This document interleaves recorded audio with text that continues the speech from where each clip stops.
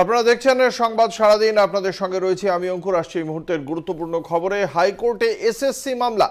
এই এসএসসি মামলায় যে আবেদন সামনে এলো তা উত্তরপত্র দেখার বিষয়ে সিবিআই এর কাছে আবেদন পৌঁছে গেল। এই হাইকোর্টের এসএসসি মামলায় গুরুত্বপূর্ণ বিষয়, মঙ্গলবার বিকেলের মধ্যে আবেদন করতে হবে, এমনটাই নির্দেশ দেওয়া হয়েছে হাইকোর্টের ডিভিশন বেঞ্চের পক্ষ থেকে।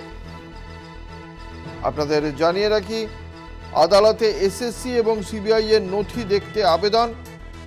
হাইকোর্টের রেজিস্ট্রার জেনারেলের কাছে আবেদন জানানো হয়েছে এসএসসি মামলায়, এমনটাই নির্দেশ হাইকোর্টের।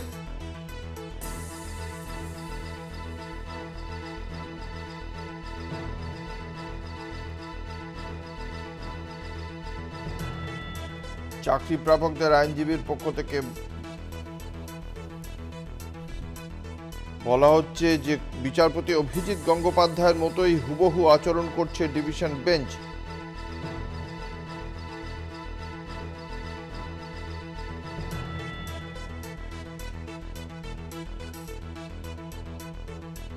আপনাদের জানিয়ে রাখি,